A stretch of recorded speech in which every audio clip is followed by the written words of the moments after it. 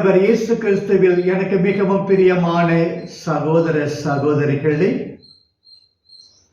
குடும்பம் நலவாழ்வு பெறவே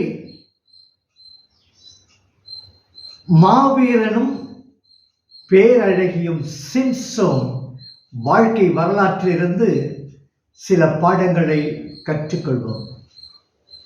கடவுள் மானிடரை ஆணும் பெண்ணுமாய் படைத்தார். அவர்களை தம் சாயலில் படைத்தார். அவ்விருவரும் கடவுளின் சாயலை கொண்டிருக்கின்ற வரை அவர்களது வாழ்க்கை வெற்றி பெறாமல் போகாது.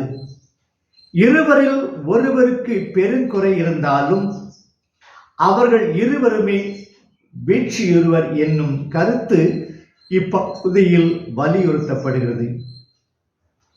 சிம்சோன் இப்பகுதியின் கதாநாயகன் ஆவான். சிம்சோனின் அன்னைக்கு நெடுநாளாக குழந்தை பேறு இல்லை. அவள் குழந்தைக்காக ஏங்கி நின்ற போது வானதூதர் தோன்றி அவளுக்கு ஆண் குழந்தை பிறக்க இருப்பதை அறிவித்தார். சவரக்கத்தி அவன் தலை மீது படலாகாது, ஏனெனில் பையன் பிறப்பிலிருந்தே கடவுளுக்கென நாசீர் அர்ப்பணிக்கப்பட்டவன் என்பது பொருள் ஆக இருப்பான். அவன் இஸ்ரேல் மக்களை பெலிஸ்தியரின் கைகளில் இருந்து விடுவிப்பான் என்று தெரிவித்தார். இதை அறிந்த சிம்சோனின் தாய் தன் கணவனிடம் நடந்ததையெல்லாம் கூறினாள். உடனே அவளுடைய கணவனாகிய மனோவாக்கு ஆண்டவரை நோக்கி, என் தலைவரே, நீர் அனுப்பிய கடவுளின் மனிதர் மீண்டும் எங்களிடம் வந்து பிறக்க போக்கும் குழந்தைக்கு நாங்கள் என்ன செய்ய வேண்டும் என்பதை கற்றுத்தரட்டும் என்று வேண்டினார். அவ்வாறே அந்த தூதர் மீண்டும் அவர்கள் முன் தோன்றி, நான் சொன்ன வார்த்தைகளை எல்லாம் கவனமாய் கடைபிடிக்க வேண்டும் என்றார். மனோவாக்கு ஆண்டவரின் தூதருக்காக ஆட்டுக்குட்டியை அடித்து சமைத்து அதனை உணவு படையலாக பாறை மீது வைத்து ஆண்டவருக்கு ஒப்பு கொடுத்தார். அவர்கள் காணும் வண்ணம் அந்த பீடத்திலிருந்து தீப்பிழம்பும் மேல் எழும்பிய போது அப்பிழம்பில் வானதூதரும் விண்ணோக்கி சென்றார். அவள் கருதரித்து உரிய காலத்தில் ஓர் ஆண் மகனை பெற்றெடுத்து அவனுக்கு சிம்சோன் என்று பெயரிட்டார். பையனும் வளரவே ஆண்டவர் அவனுக்கு ஆசி வழங்கினார். அவனும் வளர்ந்து தின்னோவில் பெலிஸ்திய மகளிருள் ஒருத்தியை கண்டு மனம் முடிக்க எண்ணினான். அப்போது பெற்றோர், இஸ்ராயலை சாராத பெண்ணை ஏன் விரும்புகிறாய் என கேட்கவே, இவனுடைய பிடிவாதத்தை கண்ட மனமிறங்கிய பெற்றோர் பெண்ணை அவனுக்கு மனம் முடித்து வைத்தனர். சிம்சோன் திரும்பி வந்தபோது ஒரு சிங்கக்குட்டி காத்து கொண்டிருந்தது. சிம்சோன் அதன் கழுத்தை பிடித்து திருகி அதன் தலையை இரண்டாக பிளந்தார். பின்னர் நடந்த விருந்தில் இந்நிகழ்ச்சியின் பின்னணியில் ஒரு விடுது கதை சொன்னார். 7 நாள் விருந்தில் கண்டுபிடிக்கப்படாத விடையை விருந்தின் 7ஆம் நாள் அவர் மனைவி அதற்கான விடையை தெரிவித்தார்.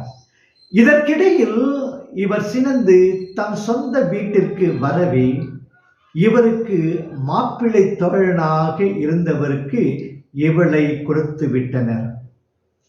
அடுத்து தெலீலா என்ற பெண்ணை அவன் விரும்பினான். பெலிஸ்திய சிற்றரசர்கள் சிம்சோனை மயக்குமாறு அவளை அனுப்பினார்கள். தெலீலா என்ற பெண்ணை அவன் விரும்பினான். பெலிஸ்திய சிற்றரசர்கள் சிம்சோனை மயக்குமாறு அவளை அனுப்பினார்கள். அவளுக்கு 1100 வெள்ளிக்காசு தருவதாகவும் கூறினார்கள். அவர்கள் உல்லாசமாக இருந்த வேளையில் அவரது ஆற்றலின் மூலத்தை அறிய விரும்பினார். முதல் 3 முறை அவர் வேறு காரணம் சொல்லி தப்பித்து விட்டார். 4ஆம் முறை தெளிலா சிம்சோனிடம் மனம் திறந்து பேசி, உங்களுடைய வலிமை எங்கே உள்ளது என்று கேட்டு வலியுறுத்தவே அவளிடம், சவர கத்தி என் தலை மீது பட்டதே இல்லை.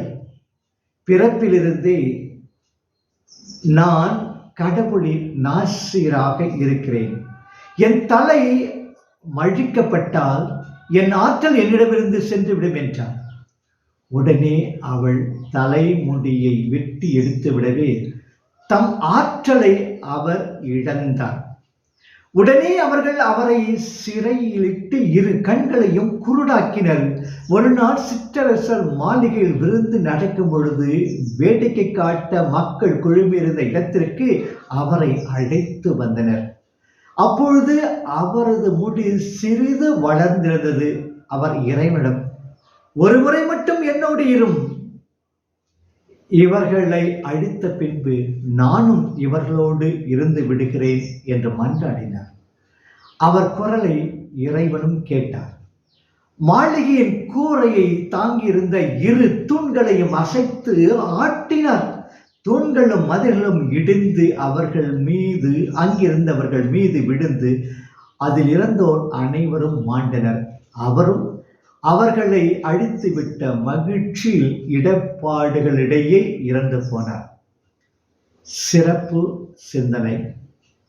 விவிலியத்தில் பிறப்பு முன்னறிவிக்கப்படும் அளவிற்கு சிறப்பிடம் பெற்றவர் சிம்சோன். வேறு எவருக்கும் இல்லாத ஆற்றலும் வலிமையும் அவருக்கு இருந்தன.